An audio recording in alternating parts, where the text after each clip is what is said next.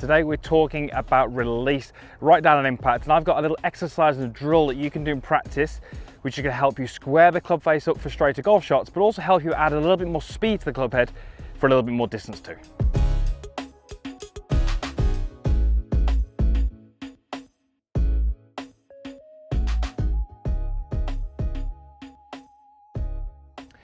So welcome back to the Forest of Arden. The par 5 12th hole is behind me. We're talking about release, and I've got a little exercise that you can do in your garden or at the range or even on the golf course, which is going to help you really improve your delivery of the golf club to the golf ball.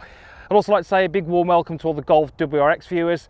So in this particular video, you are going to learn about the forearm rotation, you're going to learn about the uncocking of the wrists, and you're going to learn about the movement of the butt end of the golf club and how that's really important when we're talking about releasing the golf club. Now, just before we get into that video, if you're not a subscriber to the channel, it is absolutely free, and I really believe that these videos can help you play some better golf. So head down into the description, click the link, and also when you've done that, hit the little bell icon, and that means you'll be notified each time a video gets uploaded.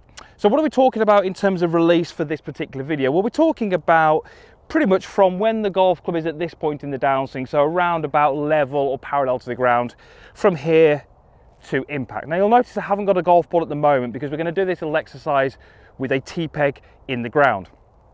We're also going to get you to take another T-peg and place that into the back of the glove on your lead hands. It's just going to go just into the Velcro, and as I fasten that T-peg is going to give me a little reference for where the back of my hand is positioned. We also want you to place 2 golf balls on the ground. The first golf ball is going to be just down towards your target, and the other one is going to go just the other side of the T-peg on the ground and around about here. So on a clock face, I've got a golf ball at 1 o'clock and I've got a golf ball at 9 o'clock.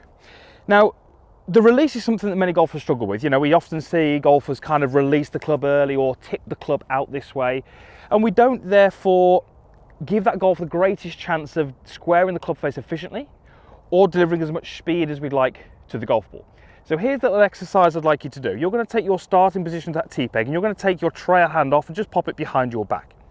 So I've got this in my glove hand only. Now when I get this golf club on the way down to this last parallel position, notice how the T-peg points towards the golf ball that's positioned at 1 o'clock. Many of you, if you looked at your golf swing at this point, the club head would be sort of outside the hands, and you'll notice that T-peg now points to more of an 11 o'clock position if I was looking down on this clock face as a reference.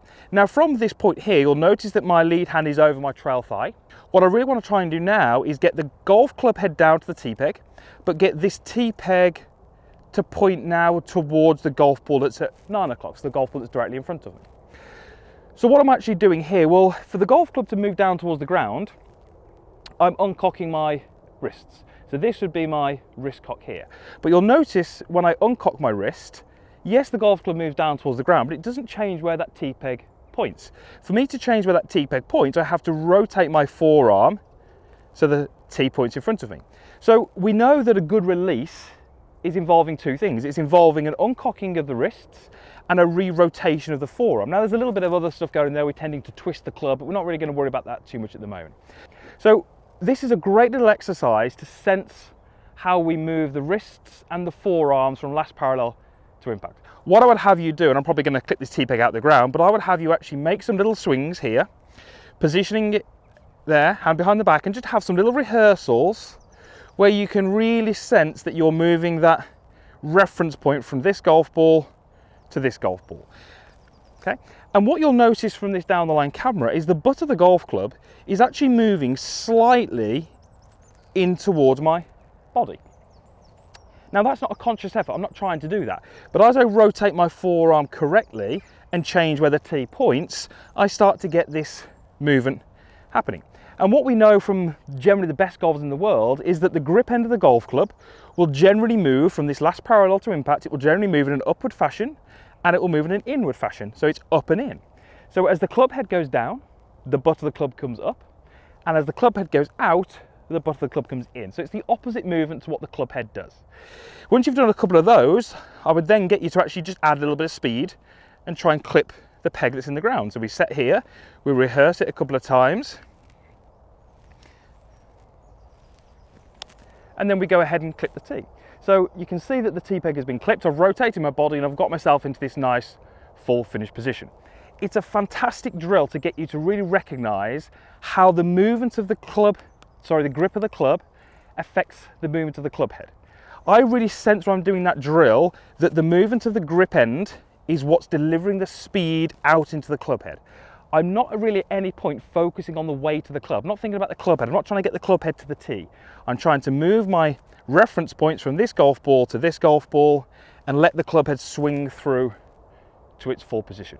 So as you can imagine, this is something I would have you do at home in the garden, no golf ball, maybe at the range, so in your practice area, really trying to get a sense of what should happen through impact. Now, nothing wrong with me popping a golf ball down there and actually just letting those two things collide and just having a little swing that would go and propel the ball a short distance, but I don't really need to do that. It's more of a sensation. And then when I go ahead and hit a shot for real, I can try and create those same sort of sensations. So I've actually got a 4-iron here. So when I get myself to this delivery position, I've got that as a reference point, and then as I rotate and deliver the club, I've got this as a reference point. Put those things together.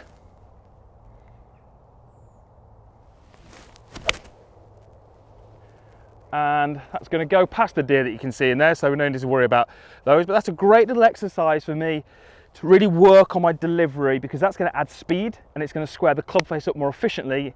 And generally speaking, there aren't many golfers out there who couldn't benefit from a club head which is travelling faster and a club face which is being controlled better through the impact area. So, tee in the glove, a couple of golf balls down on the ground, give yourself a practice station, work on that release. I really think that can help you hit straighter shots and also a little bit more distance too, because we're going to put some more speed into that club head. Thank you very much for watching. I really hope there was some information in that video which could help you, and also share this video with a friend if you think that could help them as well. But usual stuff is down below. There's a comments box down there, there's a like button. Also drop me a comment on this video. Would love to hear your thoughts on this style of video and content you'd like me to film going forward. So thank you very much for watching. Hopefully we'll see you back here again soon.